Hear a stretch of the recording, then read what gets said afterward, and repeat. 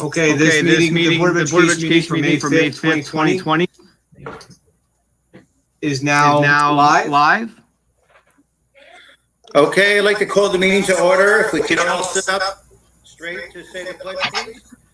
I pledge allegiance to the flag of the United America and to the republic for which it stands, one nation, with liberty and justice for all. Okay, if we could just remain silent. Unfortunately, I have some condolences to read this week.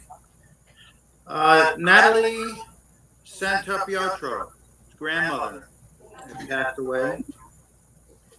Tim Ollie's mother from North Rockland High School has passed away.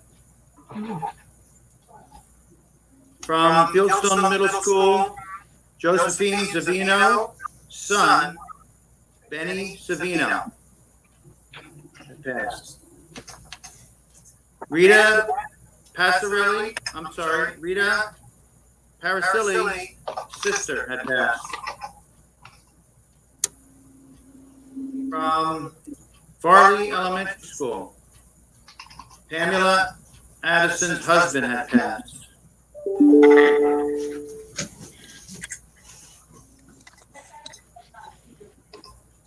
Also from North High School, we have Samuel Addy. His father, Robert Addy, had passed away.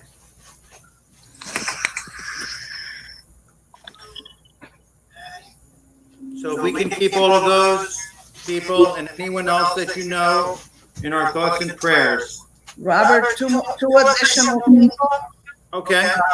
Retired Mary Lou Dillon worked in North Rockland High School. Her mom passed away. She was also a member of our community. And Judy Fillmore, a retired teacher from Haverstraw, her husband passed away. Thank you, Leon. Yes, that at the bottom. Two more retirees. Mary Lou Dillon's mother and Judy Fillmore's husband, correct? Yep. Okay.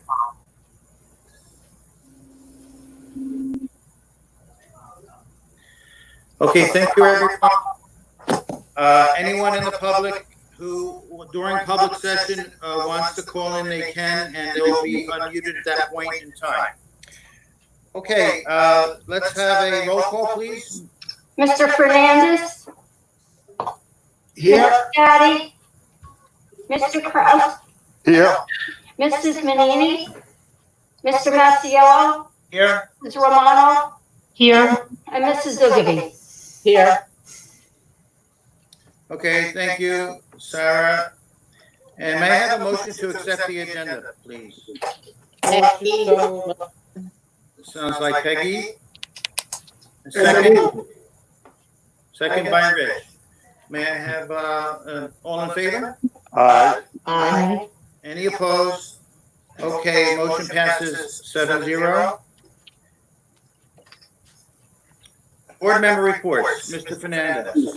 Yes, Mr. Masiello, I'd just like to congratulate Dr. Gill and North Rockland High School for being accredited by the Middle States Association. That's a very prestigious recognition, and it's an extensive and grueling process. And North Rockland, once again, is accredited by the Middle States Association. Now we have a middle school that was Fieldstone that was accredited last year, was Schools to Watch. So both our upper secondary schools have accreditations and very respected accreditations, and we thank them, the parents, the students, and all the people involved in helping to achieve these accreditations and their hard work. As we just heard, this tragic situation that's going on in our country and the heartbreak that's going on every day, I don't think there's a person, a family that somehow isn't impacted. Even if the person is healthy and everyone is well, they're still impacted with economic loss or some kind of other stress that can be extremely overwhelming.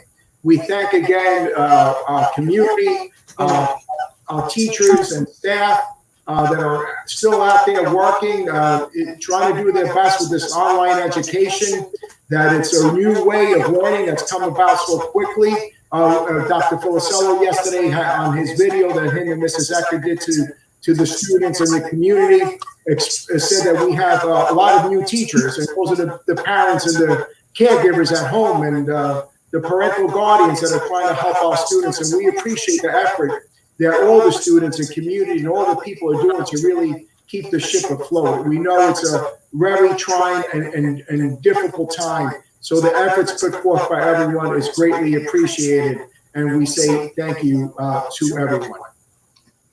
That's all I have, Mr. Masiello. Thank you, Mr. Fernandez. Any other board member reports? Okay, we're going to have a presentation starting off with the budget. Mrs. Ecker? Yep. We can get that screen up, Mr. Mulkey, which I think you're working on.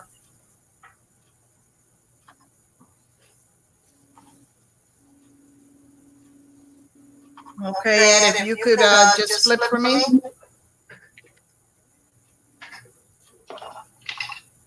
And again, these are some of the topics that we'll be reviewing tonight. We have reviewed many of these in the past, so I will quickly go through some of them. But as you know, the whole presentation will be put on our website. So if people can get a chance to see it tonight, it'll be on there after tomorrow. All right, one more time, this slide hasn't changed. Our state aid proposals, we see that under the governor's initial proposal in January, we were concerned because we were only supposed to be getting $221,000. We'll see now that with the adopted state budget as of April 1st, we actually are receiving $2,207,767 less than we received this year.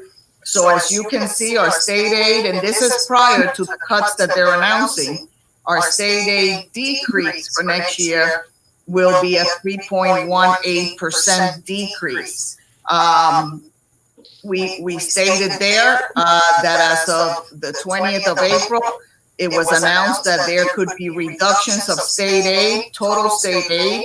That would be that $67 million estimated amount of 20% if the federal government does not provide additional stimulus money to aid public schools. We know that in this budget, one of the big losses there is the conversion aid for kindergarten. We're receiving $1.1 million less. Because if you remember, it went 100% the first year, 65% the second, and then next year it'll be 35%. The following year, you will lose that additional 1.3. So it'll be another loss of over $1 million next year. Mrs. Ecker, can I interrupt for 1 second, please? Sure. Does everyone have the screen with the budget on it? Yes. I don't seem to have it on my screen, so I just see myself. Yeah.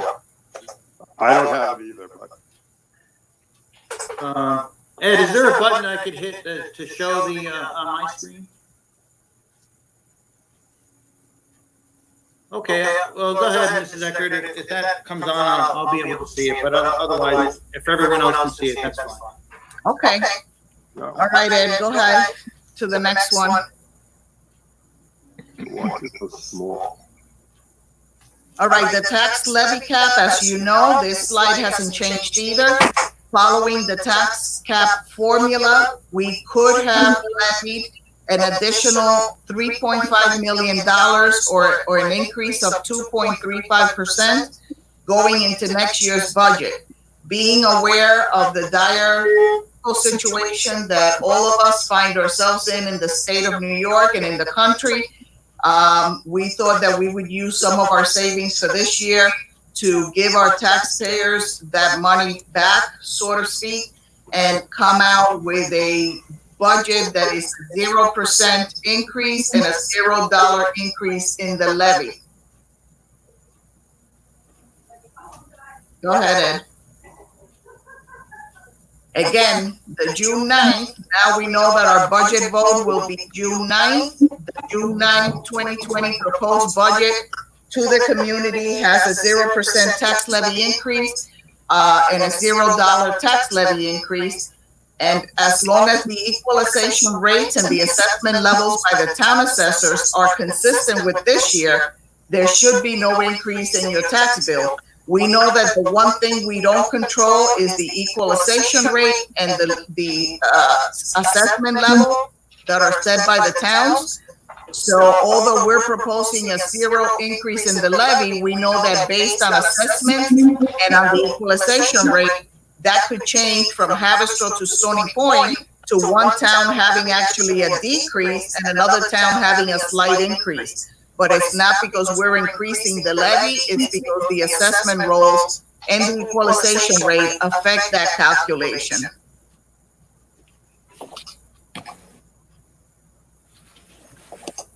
Okay, once again, the proposed budget for next year represents a 2.4% increase. Most of that increase, as you see below, has to do with the capital improvement that we are suggesting of $2.5 million, and that's to replace rooftop units at the high school, and you'll see a slide later on of what those things look like, and the univents at the annex. Both of those things are really related to health and safety in terms of the environment at the high school and the weather control at the high school. And they are way past their due date in terms of being replaced.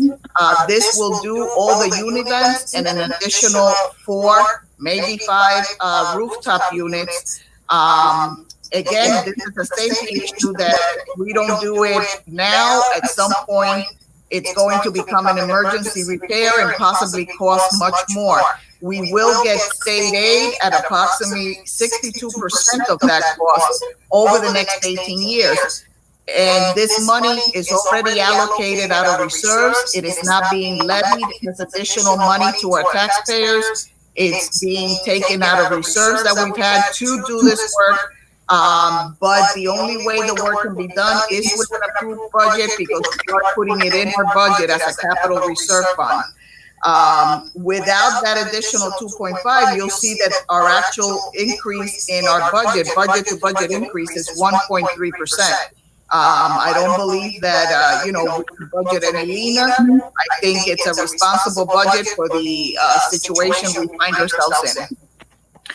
Ms. Decker, would you like to mention at this point about the video if that comes on our website? Yes, I was hoping that we would get it for tonight's meeting because I wanted to show it, but hopefully we'll have it for the next meeting, Robert.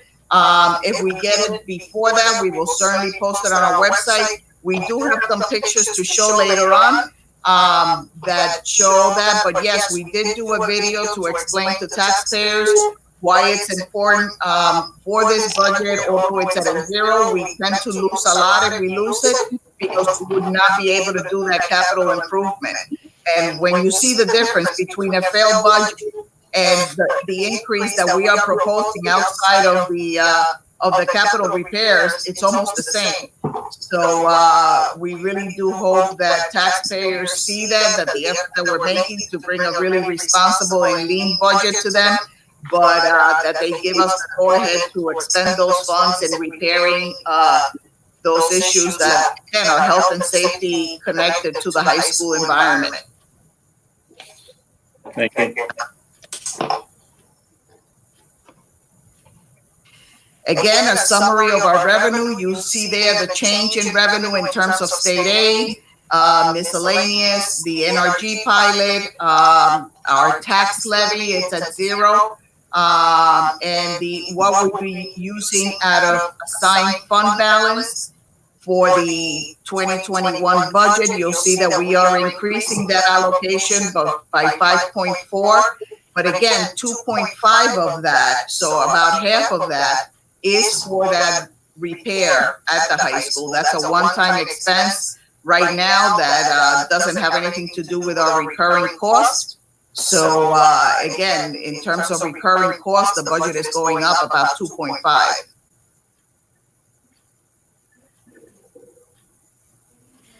We want to remind everyone that this has not faded or gone away. We still, and I don't blame the New York State government. I mean, they're totally dependent at this point of the federal government doing something.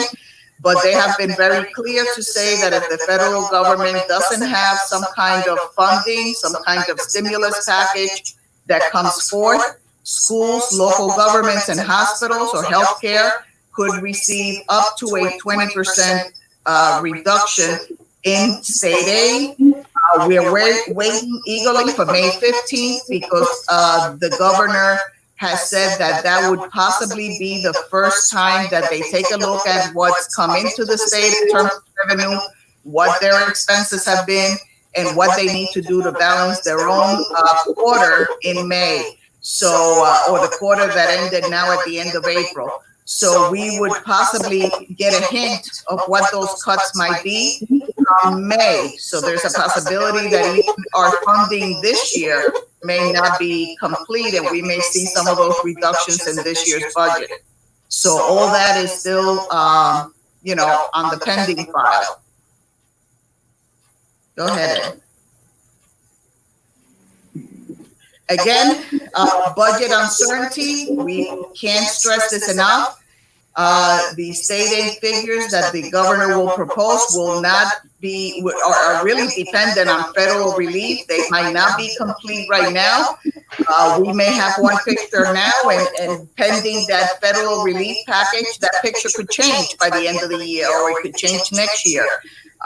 If the relief is not received, though, the governor has been pretty clear that there will be cuts coming to education. So in our case, that could be cuts to educational programs, to sports, to the arts, for the coming school year. And some of those reductions may have to be made after the year got started already, because we don't know what they will be just yet. The Board of Education, however, and we've had this discussion, we are as a group committed to helping our taxpayers right now with that 0% tax increase for next year.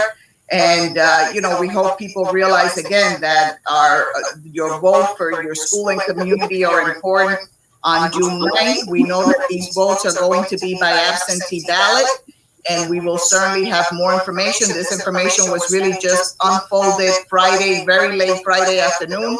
So we are working with our attorneys. We're working with our company that helps us with the school budget vote.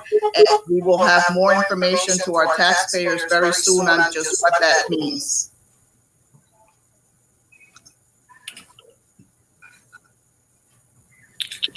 Our, again, budget, tax levy, and fund balance history. We think this is important because our budget to budget change over the last 14 years has been still under 2%, a 1.92% budget to budget increase average. And our levy increase is not even 0.5% when you take a look at those 14 years. Again, our fund balance use, we were very proud that at one time we had to use 24 million, as high as that, because of the Myron settlement. We had gone that to a point where it was reasonable and customary at 3.9 million that we would be using that amount to make ourselves whole. We're going back up to 9, and that's a little concerning. I think it's the year to do it because we know that families are hurting in our community. So if we have some money left over from this year, I think it's right to give it right back and to help our families out until this economy, straightens itself out, hopefully within the next couple of years. And again, 2.5 of that is the capital improvements that we're doing.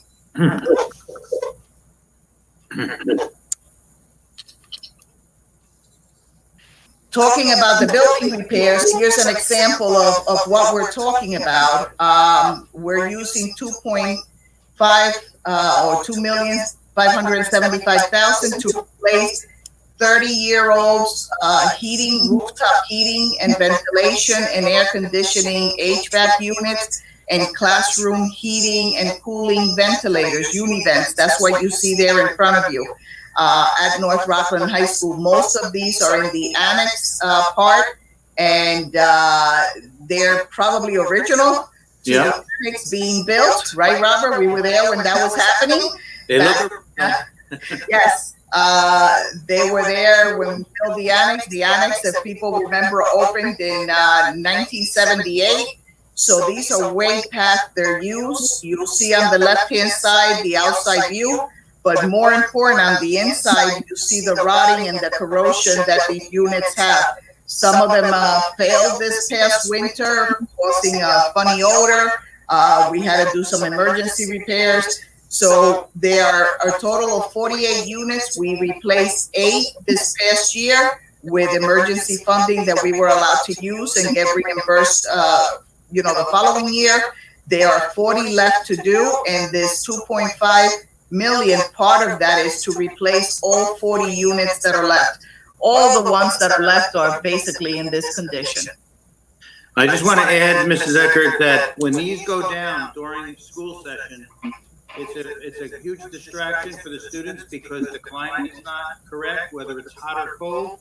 And also the air quality is poor because we have leaking and we have mold and mildew. So we want these things replaced so that there's no chance that they'll be up and running and they won't go down during the school year. Absolutely. And the last thing we want to do is, once we're able to come back, is to disrupt students in any way by having to close part of a school or having to close a school because of a safety and weather conditions. So hopefully, again, with an approved budget, this will be done at no increase, immediate increase cost to the taxpayers on this budget. It is coming out of reserves that have been set aside for these repairs. Go ahead. Again, these are the outside units that we're talking about, the rooftop units at the high school. Again, these units are probably over 25 years old. They are way past their lifespan. We have repaired them, and thank God for our maintenance department and our maintenance mechanics who are great at what they do, and they have kind of pieced these together over the years and Band-Aid them through, but they're at a point that they are also going to fail. They have to be replaced. You see the inside view there of what the units look like on the inside. We have, again, replaced 4. We're replacing another 4 this summer for a total of 8. And that leaves 26 to be done. In this 2.5 million, I think we have budgeted to replace another 4, possibly 5. And I'd also like to add on this slide that the top picture, you can see a dark line on the very top. That's where the maintenance department got creative in sealing those leaks that we're getting in. When the leaks get in, that water also follows the pipes down to the classrooms. So they've been keeping this repaired and moving along, but it's time to get as many of these repaired as we can at this point.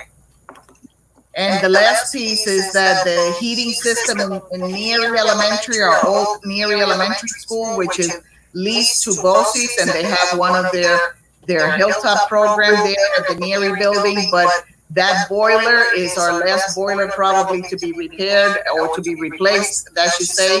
Most of our other boilers have been replaced for more efficient and energy efficient systems. But this could also include a new boiler for Neary.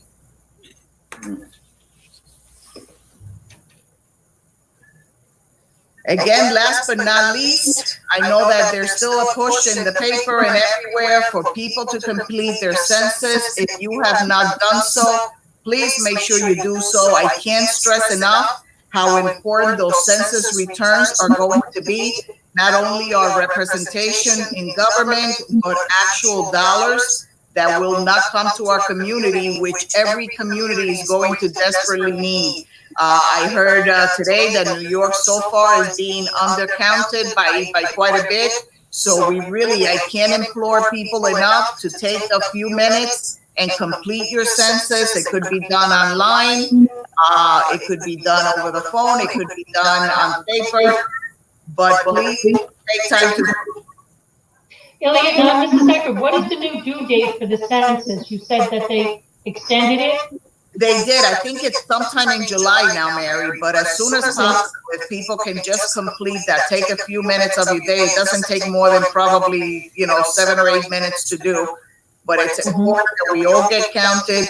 Look at the amount of money, that over 10 years, we could face in just one community. One person that's undercounted could be $1,600 annually, times 10 years is $16,000 per person. If we have 10,000 people that aren't counted, in 10 years, we lose $160 million. That money adds up real quickly. So please ensure that you encourage your family members, your friends, everyone to complete the census. It is so important. It affects us. Those numbers stay with us for like 10 years. I could tell you that, Miggy and I always use this example because there was a federal grant that came out that we were sure we qualified for. And when we called, we were told, no, you don't qualify because your free and reduced rate, your poverty rate is 17%. Well, our actual poverty rate was about 56, and they have it as 17 in the federal registry based on the census. So it really means dollars and cents to communities if we're not counted accurately. And there was just an article in the paper or someplace online that said New York is lagging way, way behind the other states. Yep, I just mentioned that, Peg. Yeah, that I had seen that same article saying that New York is being very undercounted right now. So we really have to do our part. If not, we can't complain if we lose representation and we lose money in our communities. And if you're completing it by mail and you have a question about one of the questions that they give you, you can always call up and get that answered while you're filling it out, or you can do it by phone for the whole thing as well. So don't hesitate to call if you have a question about any of the questions that they give you. Thank you. Go ahead, Ed. As you know, there will be a slight change to our budget calendar on May 19th. So our next meeting, our committee of the whole meeting, we will have the last budget update and the adoption of the budget by the board, hopefully. On June 2nd, we will have our public hearing. That's the last day that you could now have your public hearing, but it works with our meeting dates. So on June 2nd, we will have the public hearing on the budget. And then on June 9th, as you have heard probably by now, will be our new budget vote. It will be by absentee ballot. Those ballots would have been sent probably the third week in May out to households. And if you're not a registered voter and would like an absentee ballot, we are going to post just a quick form on our website that you could fill out and send to us or drop off to us. We're going to have a drop box outside our building hopefully soon. And so that we know who you are and we can send you a ballot, because if we are not registered, we would not have your information in order to mail a ballot to you. So people have a choice. They could certainly register through the normal registration process through the Board of Registration, or they could just simply complete this form so that we could at least mail you a ballot. If you just complete the form with us, that does not register you for future elections. It would just allow you to vote on the school board election. Because we have to count the paper ballots, and we couldn't with any certainty say when that would be done, I don't want to have people just waiting around on June 9th, and we have no way of informing the public when the vote would be done. So I think it's safer for us, and we consulted with our attorneys on this, to hold our annual canvassing of the vote on the next day, because that way we could announce ahead of time. We could do it at 5 o'clock, so it doesn't have to be late. But we could announce, if you all agree, on June 10th at 5 o'clock, we would have a special meeting to canvass the vote and the trustee election. Any thoughts on that? Does 5 o'clock work for everyone? Yes. Yeah. Works for me. Sure. Okay, so we would put that announcement on all our publications that go out, that our budget, our special meeting on June 10th to canvass the election vote and the trustee election. Okay? Okay. Okay. Mrs. Atkins, I just want to remind the public that if they ever want to see our budget presentations, it's available on our district website. Go on the Board of Education budget information, and they're all posted there. Yep, and we will have a very prominent link on our webpage, on the main page, with all the budget information on there, so that people don't have to go searching for it, but it'll be easy accessible right on our main page. Perfect. I did have one question on the, if the budget reduction amount is approximately 20%, that would translate in a, if I'm correct, a $22 million decrease in the money we're getting? Well, it's on about 67 million, so it would be about 13 million, Robert. 13 million. Oh, so my math was off. Okay. Yeah, It's on the state share. yeah. Irregardless, you know, obviously, That's the tax levy, yeah. serious conversations would have to take place at that point in terms of, you know, a combination of reductions, a combination of increased reserves that would be used. But as you know, this is a district that over the years has made a lot of reductions and a lot of reconfigurations so that we could reduce cost.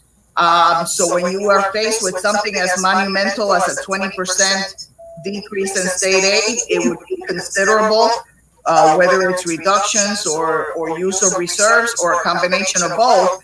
It's definitely going to be impactful on not just us, but any school district in the state of New York. Mrs. Eckert, Yes. I just don't want people to lose sight of the fact that the original figure that the governor said could be lost was 50%, Yes. which is like 32 million, 32.5. Right. And that's truly devastating. Yeah. But it could get that high. So we have to be really careful going into next year, because we really don't know. And there are 3 measurement dates. The first one, as you mentioned, is coming up. Yep. But the final one isn't until December 31st. That's correct. And that's where we could really find ourselves extremely shorthanded. Yeah. Both money-wise, and then have to make staff cuts in the middle of the year, which, as you know, we have not had to do since the mid-90s, and it took 10 years to recover from that. So, And as you know, Debbie, that all our organizations caution that, it's not even this coming year that we will truly feel the financial impact that COVID-19 will have on the state and on the country, but it'll be the following year, the 21-22 school year. So this is, we know, when we had the gap elimination and that was a $10 billion shortfall, it took us about 7 years to get out of that. And they're talking about a 15 or better billion shortfall. So this is not going to be something that is going to be fixed in a year or even 2. It's going to be a deficit that could possibly linger for a few years. yeah. And I just wanted to underscore that even though there's no increase in either the tax levy or the taxing amount to people, in a failed budget, we would not be able to do those improvements to the high school. Right. And so it's really important that people come out and really think about that, because not come out, but send back their absentee ballots, because they might think it's just not important since it's a 0%. But it is important because that can't be done now. Right. Any repairs, any purchase of equipment would have to be off the table. And as we know, we have several pieces of equipment too that are failing, that are important for our operations, such as snow removing equipment. So you're right, Peggy. And my fear is that, we're not doing this to make the building prettier. These are structural things that if they fail, we could possibly have to close the high school in the middle of the year. And we see what that looks like. We wouldn't want to do that again. So there are things that might cost us more if we have to do on an emergency basis, and they have to get done. So we have planned well and saved well in order to do this. But this is the time to get it done before we have to do it on an emergency basis, and it ends up costing us a lot more.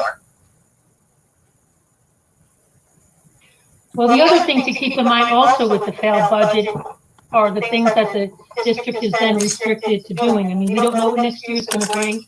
So whether or not there would be class trips is questionable anyway, but it's also building usage, that with the failed budget, the buildings can't be used by the community the way that they're normally used during, the Right. time that the budget passes. Thank you, Mary. Yes, you're right. Exactly. Just what Mrs. Romano said, that's not our rule. I think that comes down from the state, correct? Yes.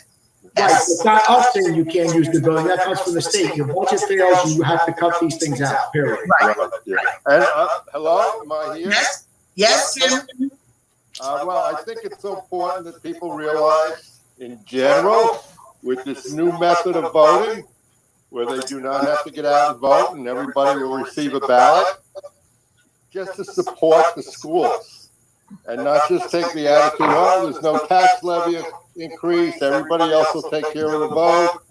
It's important to vote and support the schools and show your concern and show your involvement in the school and your awareness of what the district is doing. So I would encourage everybody to return these ballots, these absentee ballots, this first time with a new experiment and how it's being done. It's a lot easier in some ways than driving and having to vote. That's all. Yes. Definitely. And if you haven't registered yet, what's the deadline for registering to vote if you're not registered? Sarah, do you know offhand? I think the last day is 5 days before the budget vote. I believe it's June 4th. Okay. I'll double check that, but I believe it's June 4th. I think the answer really has to be the sooner the better, because our ballots will go out, I believe it's May 23rd around there, or 26th. So if we don't have your information, we can't mail you a ballot. And if you're letting us know only 5 days before, chances are you might not get the ballot in time. And if you turn in those ballots after 5 o'clock on June 9th, then your ballot is void and it's not counted. So I think, as soon as you get our information, please fill it out. Let us know that you're not a registered voter, that you would like a ballot, that you would like to vote. And we will then, as soon as we do our mass mailing the last week of May or the third week in May, we can make sure that you're included in that. So You can also vote on the Board of Elections too, Liliana. Yes, you could register to the Board of Elections as well. Also. And then that registers you for any other election that might be coming. We know that this is a national election year. So if you haven't registered to vote on the national election, this would cover you if you go through the Board of Elections. that's what okay. But all that will be explained on our card that we send out shortly, Robert. And it'll be on our website, I imagine. And all that information will be on our website as well, yes. Very good. All right, so I think we covered 6.02 also. If we go back to the agenda, Yes. Yeah. the meeting for June 10th to canvass the trustee election and the budget vote, and that will be at 5 p.m. Okay. And now I'm going to turn it over to Dr. Felicello. As you know, that we have been piloting 3 series to upgrade our ELA and reading program in grades K through 6. We're very excited about the pilot. The teachers did a wonderful job. And thank God that by the time we had to go out, most of the meetings and trainings had taken place. And we were very close to bringing staff together to make that final decision on which of the 3 series we would use. So we'd like to share with you the PowerPoint that Chris went over with the staff and where we landed on which series. Yeah, so I'm going to share my screen with you guys. And as Mrs. Eckert said, I have the presentation that I presented to the staff, but I cut out a few slides that really, wouldn't be relevant here, but certainly can send you guys the full staff and we can post it. I mean, full presentation we can post on the website. But we had in the spring of 2019 as a district come up with a philosophy on literacy and what we really wanted our literacy program to look like in North Rockland. And it's attached here. We wanted to model it after the workshop model with a balanced approach, and we put a team together that developed this philosophy of what we want literacy to look like in North Rockland. And we worked backwards from there. Once we developed this, we decided to look at some different resources that would help us to meet those where we wanted to go in terms of literacy. And based on that, we decided that we were going to pilot 3 different systems. And they don't call them programs anymore, they call them systems, because they're not scripted from A to B. It really matters in a lot of cases the students in front of you and what they need, but also has a lot of structure and resources that go along with that. Kristen Pinnell, HMH into reading, and then Lucy Calkins units of study. And all 3 of those were workshop type model approach, which really encourages independent reading, small group instruction, conferencing, a lot of different times where in the class kids will actually be reading and writing and engaging with literacy. And when we did the pilot, what we did initially, we had we worked with our administrative team and also with the teachers to determine who was interested in piloting. In a few cases, we tapped on a few teachers' shoulders to ask them to pilot. And what we wanted to do was make sure that we had equal representation from all the buildings and all the grades in the 3 different programs. We didn't want to have one building, one grade level do HMH and another do TC, and then have kind of that competition. We really wanted to make sure that we had equal representation in each of those. A spring overview, or after school one day at Fieldstone, we set up a kind of an overview of the program and a general understanding what it would look like. We did a summer rollout where we had a series of full-day professional development sessions where the teachers would get them, they would become engaged with the consultant. And then we got professional development throughout the year, which consisted of pull-out days, which consisted of just going in and modeling the lessons alongside with the teachers, and then also mini coaching conferences where the consultants from the various programs work with to plan and to adjust and to work with the different that were available. Throughout the year, we built in debrief sessions. We had a fall and we had a winter debrief session where we brought the teachers together by grade level. And again, we didn't split them up by program. We put everybody in the same room to talk about the successes they were having, some of the struggles they were having. We did surveys. We had a rubric. It's called the LCI rubric, which is, really gives you an indicator of where the program's strengths lie and how it lines up with what our needs are. And then I also felt it was important for me personally to meet with all the teachers. So I went to each of the separate with different grade levels to get some feedback on what they thought were the pros and the cons of the various programs, and then also to visit all of the classes. Not every classroom was piloted, but visit every program at each level. So to see the TC, the Hunts and Pinnell, and the HMH. And talk to some of the kids, talk to the teachers, and see it live in action. And after all of that, this was just kind of a breakdown. The F&P, the positives, was a workshop, and cultural response was something that we were really looking for to make sure, based on our diversity, we wanted to celebrate that rather than kind of have that same literature that emphasizes the same types of characters and heroes. Flexible guided reading, beautiful resources. Some of the challenges we would need to supplement the writing piece and work a little around that. And also there's a lot of resources that allow for teacher creativity, but also would need to give a little direction, at least to get teachers going. And then as we move through, HMH has great online tools. It all had an online component. HMH was something that people that piloted really talked about. Again, the culture responsive, the flexibility.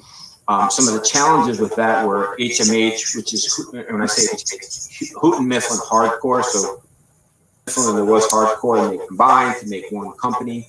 And they've been around a long time, and they were the creators of the basic basal readers that we used to have in those types of programs. And they've tried to update their approach, but it's still based on some of the information that the teachers have had somewhat of a traditional work And again, the writing would need some work there. And then the TC was really the original in the workshop model, great independent reading library. Teachers really got to know the students through the conferencing techniques that are in that program. The challenges was we lost a lot of the guided reading there. It really wasn't culturally responsive in the literature that it offered in its approach, and they're trying to update that now. That's something that is not in the program initially, and a huge learning curve in getting this up and running for our teachers. So, this was kind of a big suspense as the teachers were dying to know if we were which one we were going to pick, and we're going to roll it out for next year, or we're going to pause because of school closures and such. But after giving it some thought, we really felt this would be really an excellent time to get our teachers acclimated with the new program. And we've been able to work with the consultants and design a virtual training. We'll have weekly hour sessions by grade and then follow-up collaboration sessions. So we think that we'll be able to really capitalize on this time and get people ready to go without having to pull teachers from their classrooms as much as we may have had to under NORA. And the choice we made was Fountas and Pinnell. And really, Fountas and Pinnell have been around a long time in reading. They're considered, some of the gurus in literacy instruction and reading instruction. And the program we felt was rich. The resources were amazing. It was the guided reading and so many of the resources were teacher friendly, and they offered support without pigeonholing everyone into doing it exactly the same way. So we're excited about it. It was rolled out earlier last week, and we're working on setting up the different sessions. Today the company provided us with welcome kits that kind of give teachers kind of an idea of what they'll need to get started, and some planning and such, and are giving us access to the online component. And with the board's adoption, we'd like to purchase the program and the materials for full implementation grades K through 6.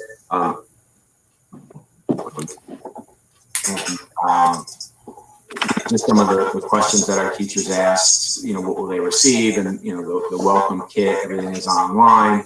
And then we will have, depending on where we are with school closures, materials, in the teacher's classroom available for that first day of school. Overview of our rollout, where we will have May 7th, the 1 hour introduction, just kind of be like the overview of the program. And then we'll have, the debrief sessions, and then weekly by grade level, our professional development, and then we'll have the follow-ups for those that would like to come.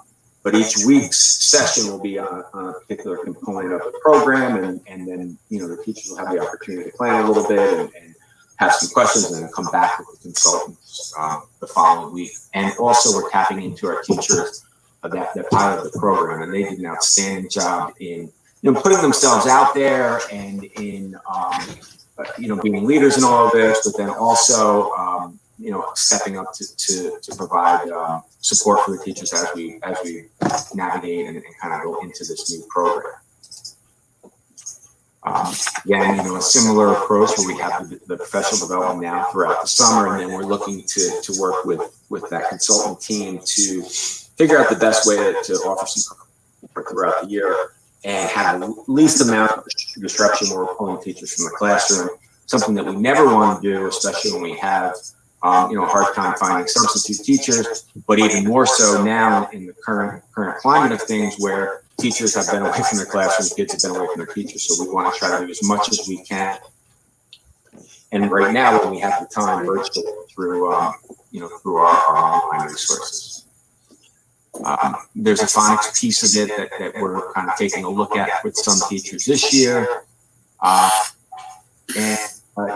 is, that's pretty much where we are. Some of the teachers, one of our questions was, if I did one of the other programs, what happens to those resources, and will I be able to utilize those? And, a lot of the books can be added to a classroom library. We were given the materials by the companies for free. We were able to negotiate that because, it's a big order and a big district. So they were happy to oblige us there. And, in some cases, they may ask for some of that stuff back. For the most part, I believe we'll be able to use those as supplemental resources. And a lot of the, since they're all based on the workshop model, a lot of the techniques and a lot of the, protocols that they learned, a lot of the instructional strategies, we'll be able to translate into the FMP program. So we're very excited about it. It was very well received by the teachers, and even the ones that were pulling for the program that they had piloted. We're excited and we're happy about the process. And we're happy about the fact that we listened to them and we respected them. And, didn't just send out an email that said, "Hey, here's a meet." We have 250 teachers on a meet where we, went through a little bit of a longer presentation than that, but took them through. And today, Danielle Laura, who is our literacy specialist, Beth Schusterman, Anthony Zola, myself, and Mrs. Eckert and Christine Picarello, who all volunteered to help us. We distributed the welcome kits to the teachers today. We had a lineup in front of the extension in the bus lane, and we asked people to, hold up their grade and pop their trunk, and we put the bag in the trunk. And then they drove off, and we're also doing that again tomorrow afternoon. And we let the teachers know if there's anyone that couldn't pick it up or couldn't have anybody pick it up for them, let me know, and I'll drop it off at their house. But we're in a good spot with this. We're excited, and hopefully you guys will be willing to adopt this new program. And I'll work with Mike and Danielle to get our orders in and get going with this. Chris, it's Debbie. I have a question. Yeah. Sure. I'm sure that when you decided on the 3 programs that you were going to look at and thought about this, but I just feel the need to ask it. Does this program push the gifted kids? Does it pull up the kids who have difficulty reading? And does it, really cover all the kids that are in the middle, so to speak? Yeah, and that was one of the things that drew us to Fontes and Pinnell, and has kind of always drawn me to their approach to literacy. There are some literacy people that say, a 5th grader does X, and a 4th grader does Y, and a 7th grader does Z. Fontes and Pinnell's philosophy has always been that you adjust to the child in front of you, and you have your small groups, and you work with what the kids know, and then you build upon that. Ultimately, you want to get everybody to where the standards are, but you can't do the same thing for everyone. And that's how the program is built.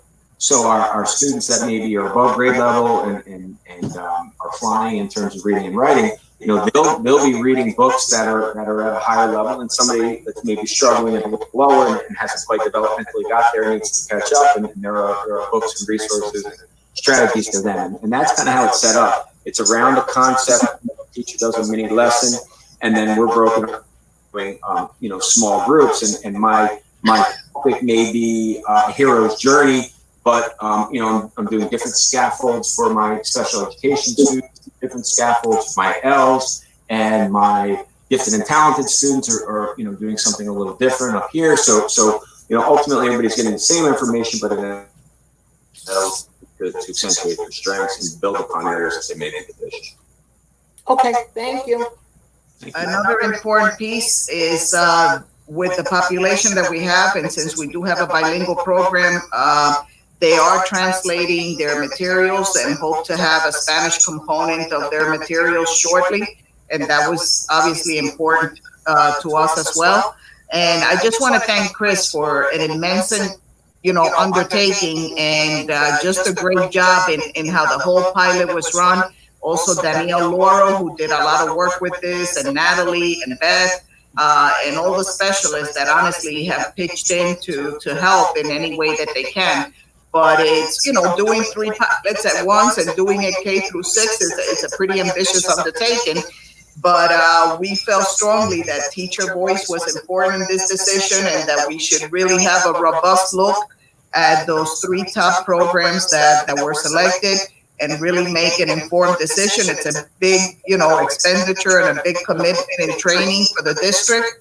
So I was there when Chris unveiled it, and I have to say that the teachers were very supportive. And I know that once you pilot one program and you like it, you kind of have ownership of that one. You want yours to win, you know? But even those that didn't pilot the Fontes and Pinel, I think they saw, you know, just because we took our time, because we had so much feedback from them, that it was thoughtfully done and well done. And I think everybody has gone behind the decision and is excited about it. I was there for part of the time when they were giving out the materials today, and everybody was excited to get their little bag. And some other people were stopping and asking us what we were giving away. People wanted, they said, oh, they got food, and we're like, nah. But we're excited about it. I think it's going to be great for kids, and to have everybody on one cohesive, very rich series and philosophy. I think it's great. The books are really, from the ones I have seen, are really engaging, very well done. And like Chris said, culturally responsive. And so we're excited. We're excited to put it in place. And I'm glad that we have kind of the time to do it now without having to pull teachers out of classrooms for this training. So not that there won't be follow-up training in person if we're back, but I think we can get the bulk of the up and running right now. And like Chris said, you already have a certain cohort in every building that has piloted this particular program, so they could be sort of your experts in the building with it. Yeah. I have a question. Yep. What measures, or like, what are the measurements to see as time goes on if the program is effective? Do we have to make some changes? This is awesome. This isn't that awesome. Like, what would be the measurements? Like, what would be the time intervals and stuff for that? So, Rich, you know, one of the things that we're going to look at is, you know, adjusting our report card based on the new program. So that's going to be one piece of it, and how the students measure up against the standards. If you remember, a couple of years back, we implemented Universal Screener, which is NWEA, which is given 3 times a year to the students in literacy and in math, which is a pretty good indicator of progress that they're making. So we're hoping to look at some of that data. You know, of course, there's the tests, you know, the New York State test scores, but in North Rockland, with our huge opt-out rate, that's not as always reliable as we'd like it to be. But you know, our plan is to really measures NWA, state test scores, report cards. There's assessments built into the program. You know, anecdotal information. We're talking to teachers, talking to students. So you know, several you know, different areas that we're going to look at.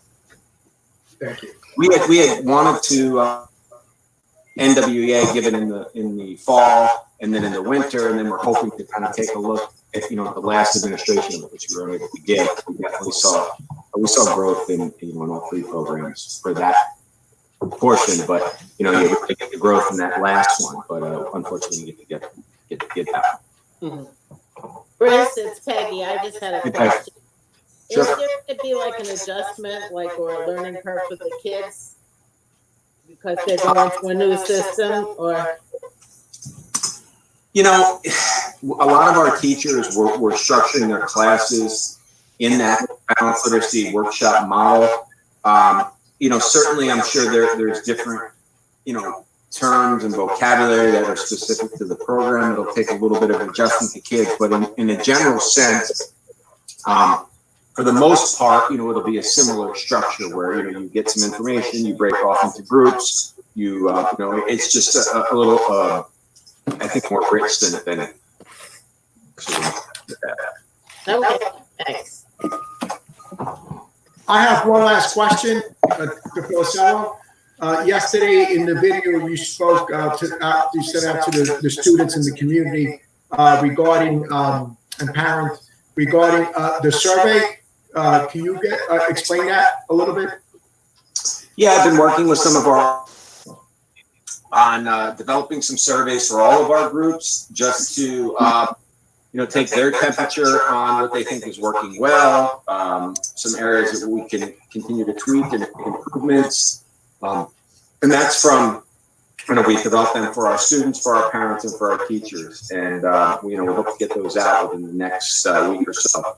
And just get some feedback to make some tweaks and, you know, in areas that we need to adjust. As you know, When we approved the memorandum of agreement with the NRTA, we made some adjustments in collaboration with Debbie Brennan and her team, and in talking with the teachers in some different areas where we, initially it was so quick and we got everything up and running, and then what are some areas that we want to adjust and we want to improve, and again, I'm sure there's various times throughout this, depending on how long or what type of system we're on, and if it's a hybrid or not, that we're going to keep wanting to get better and get feedback and see it from everybody's perspective. Because I can think, Mrs. Ecker can think it's great, but if we want to hear from the students, we want to hear from the parents.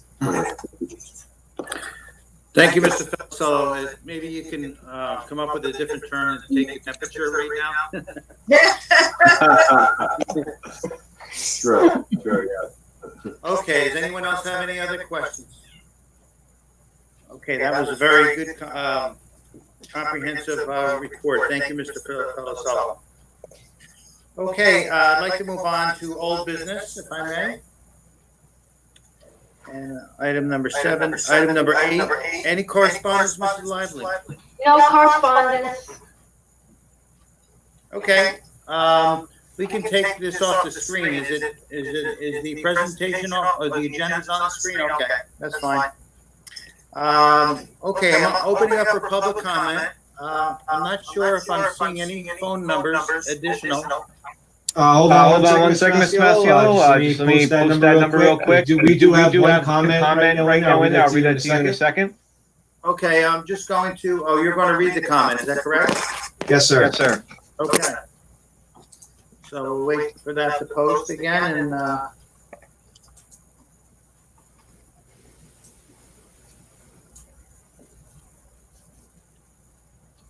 While we're waiting for that to post, can I ask a question, Mrs. Eckert? How is the food distribution going for our students? We're doing, as you know, Mary, Monday, Wednesday, and Friday. And we're averaging anywhere from like 1,100 to 1,300 on any one day. So remember, that's double, because we're giving double on Monday, double on Wednesday, and double on Friday. But, I would say anywhere from like 500 and change to 600 and change a day. Wow. Which really, because we're giving 2, translates to 1,100 to 1,300 a day. Yeah, and I saw that you were doing triples actually on Friday to cover the whole weekend. We have been cleared now to provide it for 7 days a week. So on Friday, we actually give a triple, so they have food for Saturday and Sunday. So the one question we have out there right now, or comment, is from Christopher Freeman. His question is, when would the absentee ballot have to be postmarked? We have to receive it by 5 o'clock on the 9th. So we're going to do a physical pickup at post offices around just before they close, so between 3:30 and 4. We're going to physically send our couriers to the post office to get any other additional ones that have come in. But just because you postmark it on the 9th, if we don't have it in our hands before 5 o'clock on the 9th, it doesn't count. oh, that's interesting. That's interesting, because postmarking is stamping the exact time that the post office got it, but you may not get it in your hands. Exactly. It has to be in the district's possession by 5 o'clock on the 9th, as we understand it. And Mrs. Eckert, you said, That's how it works, but just so you know, that's how it works for a normal election. If you put in for an absentee ballot and you don't get your ballot returned to the whatever entity it has to go back to, let's say it's the town of Haverstraw or the town of Stony Point for a town election, if you don't get that ballot returned before the close of business on the day of the vote, that ballot does not count. So those rules are consistent then across the board. That's how we understand that, yep. Well, doesn't the mail have to go to like White Plains before it comes back or something? So Yes, isn't it does. So there were a few days.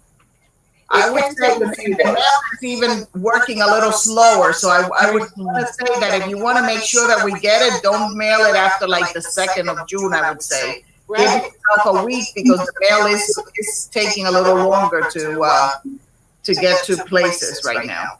And you said there'll be a drop box at the district, so if someone that day decided to vote, they could drop it off to the district. Yes, we're going to have a drop box that will be placed outside the building during the day. So if anybody wants to physically drop it off, we have ordered it. Sarah ordered it today, I believe. So hopefully it'll be here in a few days, and we're going to place it outside. If anybody wants to physically drop it off, they can, and we'll make sure that that drop box is outside the building until 5 o'clock on the 9th. And that's at central office. And that'll be a central office, yes. And Paul said that we could monitor the drop box from inside to keep an eye on it. Right, exactly, yes. So the ballots will be mailed approximately May 26th. I think that was around the time. We're working with NTS, hopefully, Robert, and they're going to do the mailing. I'll explain that at our next meeting. But we think it's around that time, yes. I guess I'm on now. How clear is this going to be on the ballots? Because I know we're preparing the ballots and with this company, but you know the message is you better get this in many days before because it may not get there by the 9th. Good point. And you know it really has to be clear: 1, vote, and 2, mail it by this date. This is a state requirement that we count it on the 9th. I mean, on the 10th, really, but it has to be by the 9th. Right? People will. I don't want people to feel they got shortchanged because the thing got there, 20 minutes late. Yeah, I think we're going to do our best, Jim, to just flood all our mediums of communication. Twitter accounts, Facebook account, the district website. I will include information on my message. I will probably do a connected call. We'll do our best to get the information out.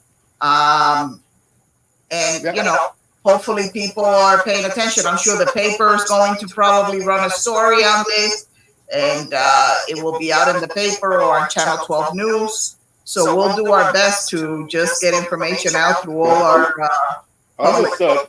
But it has to be really simple because the older people, they just don't have this link with the district. Yeah, where they're aware of these other types of communication, and they're the ones who are likely to be irked if they feel that they weren't notified as to the deadline to deposit the vote. Yeah. We'll have to see because, the ballot is a legal document, so I don't know what we're allowed to put on there or not. We'll have to check with legal. Yeah, I know. All that. I suggested. We're working. It's a first time thing. Yes, it is. In this state, anyway. The simpler the better. The simple message would be to get, after you get the ballot within 7 days, that would be a safe time to return it. You only have a few days after that where you might get into trouble with the mail going to the right place and at the right time. Yeah. So 1 week would be a good rule of thumb. I would say it's one of those things. If you receive it, fill it out and send it back. That way it's done in your hair. Yeah, before it gets buried in your mail. Right. It doesn't hurt to have it in early. It hurts to have it in after the deadline, though. And postage is going to be provided, so there's no reason. Yes. Right. Which will be provided. So just fill it out, put it in the mail. That's it. You don't have to go get a stamp. Yes, people would never know if they were counted, but we won't tell them that. I mean, if it gets here on the 10th, how's anybody going to know whether their vote was counted? Never mind. Moving along. I know it, but it is a public meeting. It's serious that everybody votes. Okay, was that the only question we had, Mr. Mulkey? Yes, that was it. Yep. Okay, I'd like to close on a public comment at this point. We're going to start on action item number 10. Mr. Fernandez, if you would like to read the Teacher Appreciation Week, please. Absolutely. Whereas scholarship and knowledge are integral for all our tomorrows, and whereas through the dedicated efforts of the teachers and teaching assistants of the North Rockland Central School District. Our children are provided with a strong foundation of knowledge and motivation.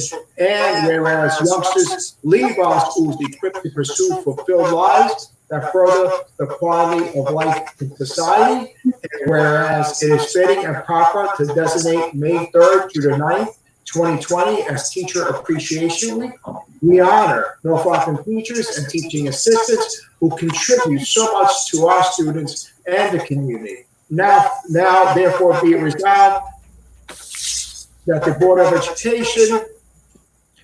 Education offers this resolution as a public testimony and recognition of this extraordinary efforts made by North Rockland Central School District teachers and teaching assistants. Okay, thank you. May I have a second by the whole board? Yes. Yes. Yes. Okay, any further discussion? No. All in favor? Aye. Any opposed? This motion passes 7-0. Mr. Kraus, would you read National School Nurse Day, please? Well, it would be a tremendous honor to read anything on behalf of our nurses and nurses in general at this time. Unfortunately, given the rig I have here, I cannot open it and read it. So okay. I'm happy to read it because, as I have said, often my daughter was a frequent flyer in the nurse's office and has many interesting memories. Okay. Thank you. So whereas the Haverstraw Stony Point Central School District's school nurses have made valuable contributions to our children, delivered health services which permitted those entrusted to their care to excel physically, emotionally, and academically. And whereas our school nurses are continually working to improve the quality of care given to our students, they maintain, promote, and improve quality school health services and health education to meet the unique needs of all students. And whereas the National Association of School Nurses has declared May 6, 2020 as National School Nurse Day in recognition of the dedicated nurses who have demonstrated their devotion and leadership in promoting and safeguarding the health of all students and staff in our schools. Now, therefore, be it resolved that the Haverstraw Stony Point Central School District Board of Education hereby proclaims May 6, 2020 as School Nurse Day in North Rockland. Okay, may I have a second by the whole board? Yes. Yes. Any further discussion? All in favor? Aye. Any opposed? That motion passes 7-0 for National School Nurse Day. Okay, we're at agenda item number 11, retirements. And I would like to ask, let's see, who's up? I think we have Rich read one, please. You want me to read it? Let me see. You already read one, so yeah. Oh no, I have Debbie. I'd like to have read the first one. Okay. William Hearn, Special Subject Science. Whereas Mr. William Hearn has served the North Rockland Central School District with dedication for a total of 24 years, and whereas he has submitted his resignation for retirement purposes, therefore be it resolved that the Board of Education, upon the recommendation of the Superintendent of Schools, hereby accepts with deep regret the resignation of William Hearn, Special Subject Science Teacher, effective June 30th, 2020, and be it further resolved that the Board of Education wishes Mr. Hearn and his family much happiness in the future. Okay, may I have a second by the whole board? Yes. Yes. Yes. Any discussion? All in favor? Aye. Opposed? Motion passes 7-0. I'd like to congratulate William Hearn in his retirement. Peggy, would you like to read Josephine? Mia. Josephine Femia, Femia. teaching assistant. Whereas Ms. Josephine Femia has served the North Rockland Central School District with dedication for a total of 23 years and 9 months. And whereas she has submitted her resignation for retirement purposes, Therefore, be it resolved that the Board of Education, upon the recommendation of the Superintendent of Schools, hereby accepts with deep regret the resignation of Josephine Femia, teaching assistant, effective June 26, 2020. And be it further resolved that the Board of Education wishes Femia and her family much happiness in the future. Thank you. May I have a second by the whole board? Yes. Yes. Yes. Any discussion? All in favor? Aye. Aye. Opposed? Motion passes 7-0. We wish Josephine Femia much happiness in her retirement. And may I have Ms. Manini, would you read Mr. Fitzpatrick, please? Yes. John Fitzpatrick. Whereas Mr. John Fitzpatrick has served the North Rockland Central School District with dedication for a total of 21 years, and whereas he has submitted his resignation for retirement purposes, therefore be it resolved that the Board of Education, upon the recommendation of the Superintendent of Schools, hereby accepts with deep regret the resignation of John Fitzpatrick, special subject, special education teacher, effective June 30th, 2020, and be it further resolved, the Board of Education wishes Mr. Fitzpatrick and his family much happiness in the future. Thank you. May I have a second by the whole board? Yes. Yes. Any discussion? All in favor? Aye. Aye. Any opposed? Motion passes 7-0. I'd like to wish Mr. Fitzpatrick a very happy retirement. And may I have, Mary, would you please read Mr. Shelby? Yes, thank you. Mr. Shelby was very, holds a special place in our hearts. He was a wonderful teacher to some of my kids.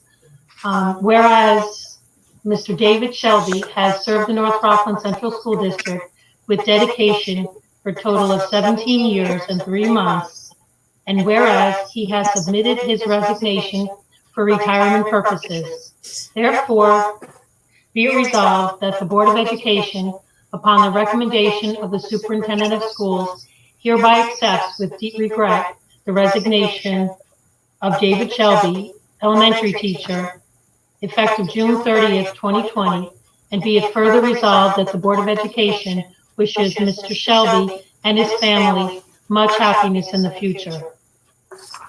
May I have a second by the whole board? Yes. Any discussion? All in favor? Aye. Aye. Any opposed? Want to wish Mr. Shelby a very happy retirement in the future. Okay, I have one more. Mr. Fernandez, would you like to read Vanette Thompson, please? Vanette Clark Thompson. Whereas Ms. Vanette Clark Thompson has served North Rockland Central School District with dedication for a total of 18 years, and whereas she has submitted a resignation for retirement purposes, therefore be it resolved that the Board of Education, upon the recommendation of Superintendent of School, hereby accepts with deep regret the resignation of Vanette Clark Thompson, registered nurse, effective June 30th, 2020, and be further resolved that the Board of Education wishes Ms. Clark Thompson and her family much happiness in the future. Thank you. May I have a second by the whole board, please? Yes. Yes. All right, any discussion? All in favor? Aye. Aye. Any opposed? Okay, motion passes 7-0. I want to wish Vanette Thompson a very happy retirement.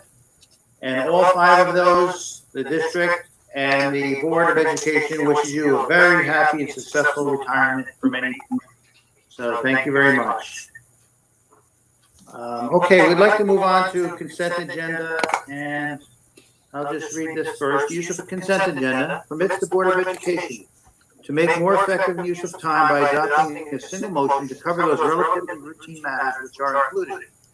Any member of the board who wishes to discuss a particular piece of business on the consent agenda may so indicate that item, and it will be transferred to the regular agenda for consideration in a separate vote, thus preserving the right of all board members to be heard on any issue. I have a motion on the consent agenda, please. So moved. Also, By Mrs. Gaddy, second by Mrs. Manini. Any discussion? Yes, Mr. Marciello, I would just like to say that when we always vote on these consent agendas, these are items that we're well aware of sometimes weeks in advance. So these are not items that just pop up. These are items that have already been cooked around and discussed. That's correct. Thank you. We sometimes go over them at the committee of the whole in the third Tuesday of the month. Mr. Masiello, Yes, Mrs. Gaddy? I have a question on 1602. The settlement agreement. Was the agreement vetted by Dan Pettigrew or Stu Waxman, our attorneys? Yes, Dan. Dan? Okay. Okay, so 1602 was a settlement agreement, Excel project, and that was answered. Okay, very good. Any other discussion? Okay, all in favor? Aye. Any opposed? Okay, that motion passes 7-0. I'd like to have a motion to adjourn into executive session for legal. So moved. Second, Peggy? Yeah. Peggy was second in the discussion. All in favor? Aye. Aye. Any opposed? Motion passes 7-0. We're going to go into executive session, and I want to thank everyone who attended the meeting, and especially that one question that we had from the public. Thank you all very much, and I'll see the board in executive session. Right. It's still recording. No, Ed Mopey's got